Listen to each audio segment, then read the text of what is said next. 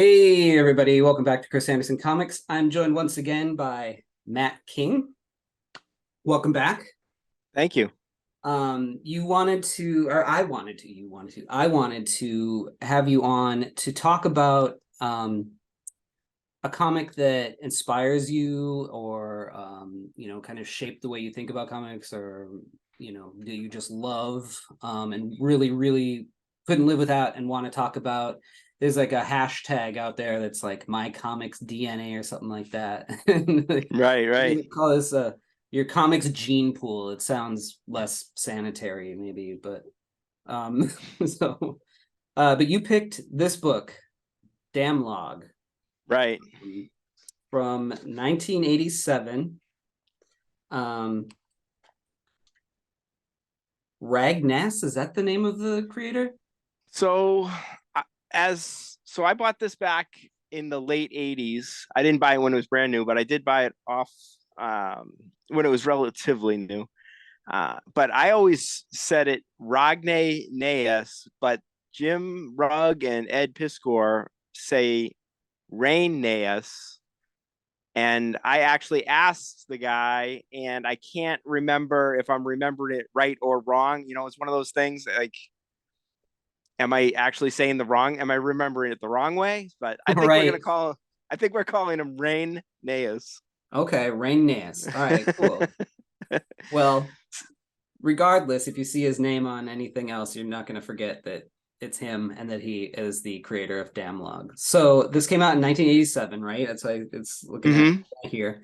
And well, like this is I invited you on here to talk about it, so let's talk about it. Sure. So a little bit of backstory for Wizard 3. Which I've isn't been out yet.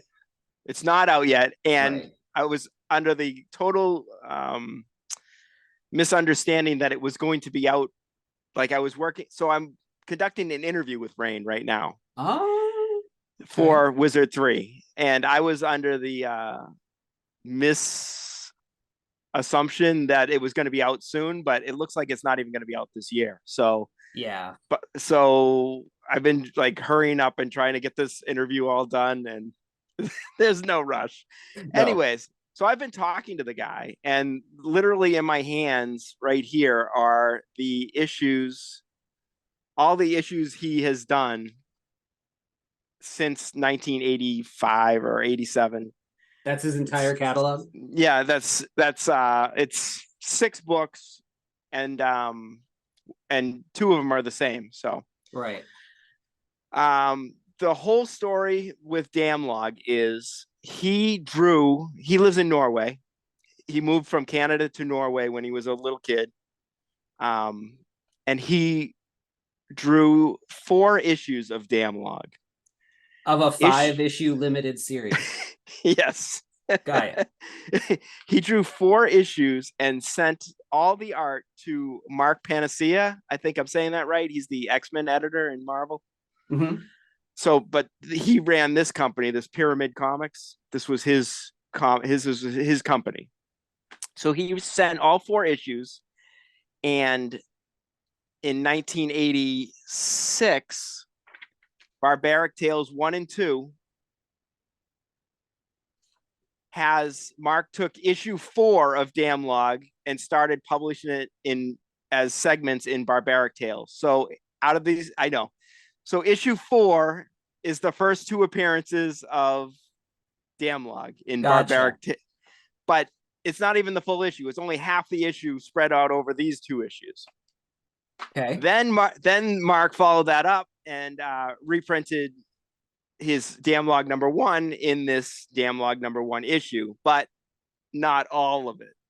Only 24 pages out of 40 that the issue really is. So we only Okay. have the first 24 pages in this issue. Later on in 1993, this DAMLOG #1 appears, and it has 93. Okay. it has all 40 pages in it, 6 but years later. it's a bootleg comic. Oh. He didn't get paid for this. He never signed off on this. Mark Panacea's name's in it, but I mean, I don't know, Anyways, according to what I found out is Ragne didn't make copies of his art, so all 4 issues that he sent, they're they're like gone. It's so sad. So we have, out of 4 full issues, we have printed 1.5 of them. So issue 1 of DAMLOG, not even really. So it's like, Right. you break down the math, it's not even 1.5 issues. So I asked you, what comic you wanted to talk about, and you said Damlog. So I went on to eBay and I found this copy of Damlog, and I'm such a knee-jerk kind of person. I should have waited and maybe got the one that has the extra pages in it. But I didn't know that that was the case. And then now you're Right. telling me all this other stuff. This sounds like just a crazy story. It So is it is crazy because he did this for North Star Comics, and then this one he did for Arrows Comics, which is Fantagraphics, yeah, and he did this under a pseudonym. Like, right. so it's just really, and the best thing about all this is when I finally got in touch with him, James Coates, who I think you know. Yep. So he had found him in Norway. He had scoured Norwegian Facebook sites and had found him, and he gave me his contact info. What? I know. I contacted Rain, and he did a pinup in our first Tales to Enlighten book for me, and he was just like the nicest guy.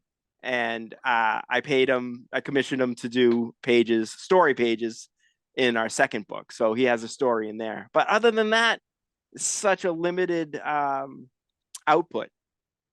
Yeah, so why is that? Does he do art elsewhere in Norway? Is he like a commercial Not, artist or so not really. There might be a little language barrier. I don't know, but basically he was a caretaker. His had some family issues, and he was a caretaker for his parents, and just didn't have the time or inspiration to do it. So for years, he didn't really do much. But he said he did do some board game art, and there is from North Star, there is a portfolio, a very strange portfolio release, but very little output. that's For really crazy because just thinking about 1987 in comics, he's absolutely at a talent level where he could have worked for any of the big two at that time. 100%. I agree. Um I mean, there's some odd storytelling choices in it. There's some things that, like if I was editing it, I would have made suggestions, but it's raw. It's really raw, but it's also high like I don't know what the word I'm looking for is. It's like the guy is high quality. Like he knows what he's doing Right. for a lot of this stuff. It's what the power comics guys call, it's like when your enthusiasm like outmatches your skill level almost. And his skill level is Right. very high, Yes. even then. But like the enthusiasm, like you can see, it's just. I mean, I made a list of the characters that appear in those right here in those first 24 pages, Yeah. and it's crazy. All the alien, it's and just the design. Like, can you imagine drawing those characters panel after panel after panel? Yeah, well, here's the thing. Here's what I was kind of talking about in our last video about how sometimes you don't need to spend time on certain things, that aren't the focus. And a lot of these, I don't know, I don't know if you want to call them outlaw comics artists. That's not the term that it was then, but Right. the power comics or whatever you want to call them. They like spend so much time on all these like details and stuff that it's sort of like we're back from this issue, and if you just look at it with a squinty eye, it all just is all gray, kind of, you know what I mean? Right. Because There's there's no balance of so the many color and stuff. details. Right. Yeah, but if it was just harnessed just a little tiny bit more, like he would have been a superstar. You know I what I mean, mean? if he had drawn all this and sent it to Pyramid Comics by 1986, I mean, think of how far he could have come after that, you know? His designs are crazy. These aliens are nuts. You know what I think? It's really funny. They keep calling him like human. I know. I wrote a note about that. He's very not humanist looking, you know? Well, he's mostly human looking, but then he's got this like lizard tail coming out of the back of his head, and And he on could his write chin, off he has these things on his chin that are these spike things coming out of his chin. Yeah, but I see people like that now. You know what I Yeah, mean? yeah, I guess he could have. Yeah, I was thinking they were more organic, but maybe not, right? Right. Like they could be metal, but this Right. tail is definitely organic that's coming out of Yeah, the back of him. the tail. And they keep making a point to saying human to about Human, him. And I'm like, well, is he? Because the right? aliens who are talking about that look just as human as he does, except for they have like buggy eyes, and I can't tell if it's their eyes or some sort of thing over their eyes. Right. It says in this on the first page, Damlog was bred in a Woblak surgery center, Of whatever course. Woblak is, where he was used for strange, morbid experiments. So Oh, there we go. So he is human. They just like sewed a lizard tail to his head. So he's got this helicopter thing that he uses all the time, this like device that allows him to fly around kind of. yeah. So when I talked to Rain, I asked him if he worked, what his process was like. And he says he works from thumbnails, but not back then. So I'm wondering if he was literally just drawing panel to panel, like Yeah. right on the page. He says he's never worked from a script other than the one I wrote him. And like he doesn't write his own script. He didn't write the script for this? He says he never has written a script in his whole life, was his exact words. Does that mean I wonder if that means that he didn't write a script I think it means he didn't pre-plan it. pre-plan right before. He wrote this, but he wrote it as he was going. Right. That's the best I can surmise. I absolutely I get that. I feel that. I wish I could work that way. I like working that way. That's when I first started making comics when I was a rookie at it and just doing it Right. myself. And I was like not necessarily a kid, but like just maybe out of high school. That's how I would go. I would just go because you have the excitement and the enthusiasm. And I think that's how these books happen. Well, that's exactly what I love so much about this is it's like just pure crazy on the page. Yeah. It's like a singular storyteller idea. And I feel like he's just making it up as he goes, which is also evident when you try to read and you're not exactly sure which panel to go to next. You had some problems with that. Yeah. There are some problems with that. Right. This like total like jock shot here is hilarious. Like the whole focus of the thing is on his nuts. I know. It's so funny. And you got this big ape guy, he's cool. Yeah. So there's all sorts of like I wrote down all these notes. Woblak surgeons ? Human ?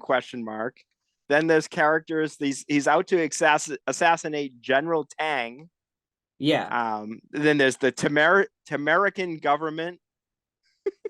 Yeah. And then we come across Gormak, Master Ormic, Blacksaw, Triple Claw, Neptax, and Ulyssia. Yeah. All in 24 pages. Some of these names are crazy. Yeah. And Blacksaw is like just like he has like he's supposed to have like a chainsaw for a hand, but it's more of like an electric turkey carver sort of, right? Yeah. It's much smaller than a chainsaw, I was imagine. But yeah, it starts to feel very Masters of the Universe when you get into these characters too, which I love. I mean, and I'm not sure why he's called Triple Claw because he has two hands. So yeah, I know. This is Triple Claw, this guy who grabs him. I kind of like what he tried to do here, where he's pulling him through the floor.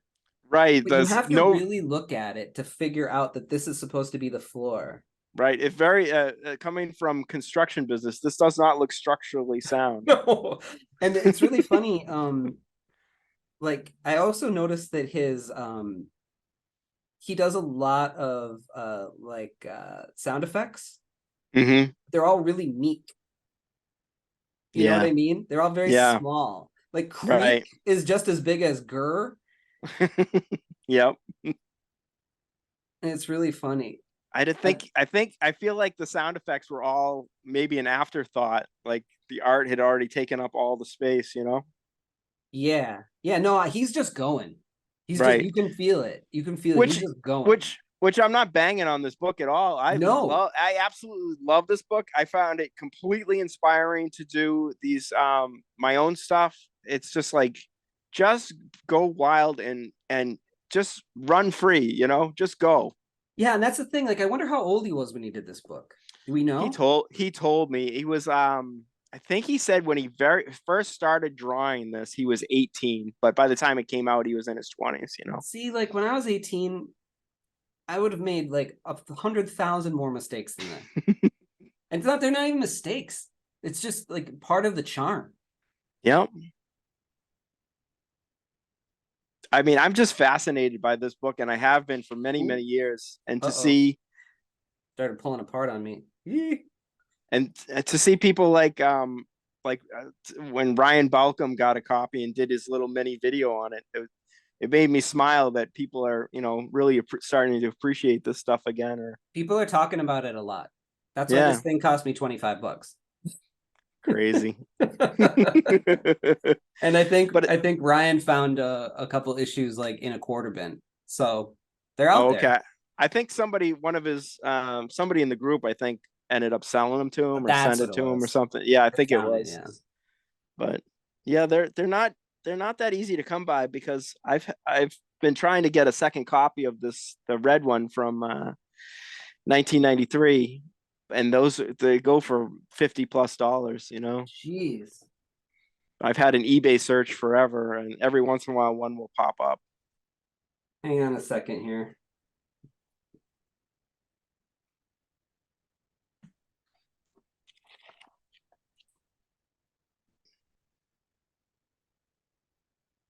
Look familiar? What's it? Hold on. Oh yeah. I wonder if it's because this is a homage to a Kirby Thor cover. Right. I wonder if he saw the same thing. That would be funny, huh? Yeah, because it's almost the same pose. It really is, where the two of them are facing off. Yep. I wouldn't doubt it. Mm-mm. I wouldn't doubt it at all. Now that you say that, it's amazing. I didn't really notice that ahead of time. I love this. I love these characters. These like fishy looking people. Yeah, that's General Tang's son and daughter there. Yeah.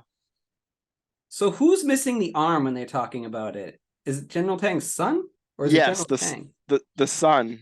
So he talks Son. about how he's missing an arm, but then he covers it up with these people. I know. So I couldn't figure out what was going on. But yeah, but later on, I don't even know if it's in this. Do we see him again? We do see him again. Okay. Yeah. Because in the one that has the 16 more pages, I think we see him a little more, and then there's also a bunch of sex workers and stuff in that issue. So, I'm gonna have to find that one now. oh boy, like I said, it goes for probably $50+.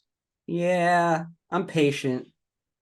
I'll find it for somebody that doesn't realize what they have. Yeah, that's always the hope, right? This character is something. Which one is that? He's got like four arms. Oh yeah, yeah, yeah. It's That's I think that's Skatchak. yeah. That's I didn't even write that one down. Oh, you didn't write down Yeah. Skatchak? No, I know. I wrote down Commander Neptax, but I didn't write down Skatchak. Oh That's my great. god. He told me he was a big fan of Master of Kung Fu, Paul Gulacy's Master of Kung Fu and stuff. So Oh, okay. I can see that, Yeah, with all the coming out. nunchucks and Yeah. space nunchucks. I mean, all his character work has some resemblance to that too. But This book is absolutely mental. It's very bonkers, you know. When I said that, you said an issue that really inspires you. That was the first thing I thought of. So, and then I was afraid if you didn't have a copy, I could go with something else. But you're like, nope, I just bought it on eBay. Yeah, because I want to go with the one that pops in your head first, Right, you right. know? And so, if I got to go out of my way a tiny bit to find it. Now, I want to know about Ruck Bud Webster and his Screeching Commandos. I know, right? I meant to look that up the other day, and I never ended up doing so. Talk about Fist of the North Star. That looks like a Fist of the North Star face, almost. Yeah, yep. With the mustache, that one. Yeah. Yeah, And like, yeah, mohawks and spikes were a thing in 1987 for sure. yeah. Got the metal arm. Yep. It's it's Totally. not it's not just an adventure. It's a lot of fun too. Yeah, right. The saddest part about all of it is that there might have been, 3 times this many pages, and they're just like gone. So, yeah. Well, so the all the other issues that nobody has them. No, he did self-publish issue 4, which Right. again, to be confusing, is it half of it's in these Barbaric Tales issues. So I think he might have access to that, Yeah. but I'm not 100% sure. I did So, I did I did get in touch with Mark Panacea, but I haven't oh, heard. He said he was going to look around, but I haven't heard back from him in a month. So, and I've tried a couple times, so I don't know if my shit's just going to spam or if he's ghosting me or what. I bet you he's just booking a ticket to South America with those pages. But and it would be a dream for me to help Rain get this and all of it into a trade paperback and onto Kickstarter, and a lot like Steve McCardle's Vendetta book that came out, from Floating World, where Yeah. they were able to collect it all for a whole new audience, Yes. because it came That his stuff came out in the early 90s, and mhm. now it's 30 years later. So Yeah, that was going to be my next question. Like, how long until the community, gets together and scrounges up the money to, help him finish this thing. You it'd be know, it would be amazing, but he did tell me he has drawn some DAMLOG short stories and stuff. So even if we could get him to reprint the first issue, like all 40 pages, even if we scan the hell out of this version, yeah, I don't know how it would look. I don't know if you could scan a published book and make it look good enough. But anyway, if you could do that, 40 pages there and a couple backup stories, you have a Kickstarter book on your hands. absolutely. I think it could So be done. I think it would be really awesome. I he think has that we been should start a campaign, well. not I'm not sure not a financial campaign, but a campaign to get people like psyched about this book. that'd be great. I mean, I'm sure he'll watch this, and right now he's been coloring the this first issue, and Really, he's gonna try to release it digitally, I guess. But that's kind of he's exciting because I think that as much as I love this thing in black and white, because of like I said, the balance of the black and white in it, I think the color would serve this thing really, really well. because he could like kind of pull out some stuff and push some Yeah, other stuff back. exactly. It would clarify a whole lot of stuff. I honestly don't know how I feel about coloring this work. I mean, It it it might be stands on its own just the way it is, but I think it would right. serve it in some ways. Now, of course, like me, I would be like, well, color it with watercolors, and Doc Martin dies. That's the way to go. But that's not Mm. how it's gonna go. It's gonna be digital, you Yeah, know. I saw he sent me the first page. It's yeah, digital coloring, but Just fine. yeah. So he's also kind of hindered by technology, I think, because Ryan wanted to interview him, and I think he just doesn't have an iPhone or Zoom capabilities, because both the Power Comics guys got in touch with me, and Ryan had independently tried to reach out to him. But Right. So your Wizard #3 interview is going to be the definitive interview. I hope so. We'll see. Yeah, I think it But will. And I think it's awesome.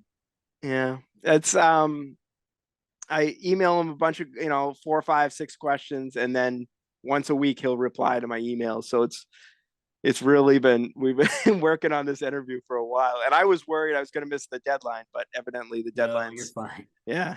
Are you That doing thing, anything? Are you that's an doing anything for it? undertaking. And man, good for Oh, he's Eli for still doing it because, man, trying to get that many creative people to hit a deadline is impossible. I don't even know how you did Tales to Enlighten 2. well, like I was saying before, to maybe I said it to Ryan, I felt like a circus ringmaster basically for this project, Yeah. trying to get everybody's work in, and then I also had to a lot of people colored their own stuff, but had to have some stuff colored. Other Yep. people didn't do their letter. I had to get the lettering done, Mhm. etc. So there was a Sorry. lot. No, no, no, no. There's plenty. There's plenty of moving parts. Yeah. So, Well, but I'm really glad that you turned me on to this book. It is inspiring, and it makes me want. I just looking at it makes me want to go and draw and spend some more time on some things, on my own work. And so I really appreciate it, and I hope other people appreciate it and go out and try to find a copy of it. I didn't want to get too crazy like into it because I want people to discover and read it for themselves. also it sort of defies words that you kind of have. It's more of an experience. Yeah, I it is mean, a you and little I could. bit of a I mean, psychedelic what are we experience. gonna say? The Tamaricans hired the assassinator to kill General Tang, and he lives, and his son Neptax come. You know what I mean? It just doesn't make any sense. You sound And like a none of that raving lunatic. matters Exactly. because what's Exactly. so great about it isn't any of that. It's all the rest of it. Right. So It's the love and the energy that's in it. the book is definitely inspiring because I swore to everybody that I was retired from making any more comics after I Tales, know. and I've been writing a new script for a different project. So whether Have that you? happens, yeah, whether it happens or not, we'll see, because I can't afford to do books like I've done before. It would have to be a completely different business model.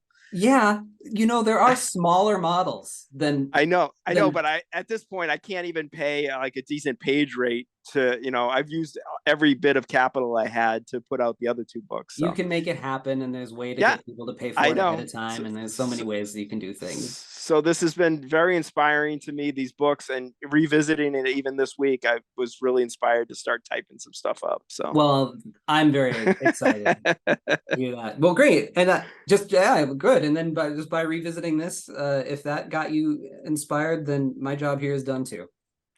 right on, dude. Right on, man. Well, thanks for coming back and talking about this book. Anytime, dude. Anytime. All right, dude. Well, we will talk to you later. Thanks, Chris. All right. Before you go, don't forget to join my Patreon for exclusive content and physical comics gifted right to your door, like my sketchbooks and my Masters of the Universe bootleg comics, Not Man Nor Beast But Moss, and Stench of the Sea. Right now, I'm serializing my new mini, The Voyeur. You can support the channel by buying my comics, original art on my website, books like Spectral, A Showcase of Fear, 6 spooky tales, each told in a different spot color and weaved by a sinister traveling puppeteer. Lost Angels is a YA sci-fi mystery when a space city crash lands on Santa Monica and begins to assimilate with our culture. Young Alex Martinez may be the only one who can solve the mysterious death that occurs at her integrated human and angelic alien high school. Don't forget to like, follow, and subscribe, leave a comment, and we'll see you next time.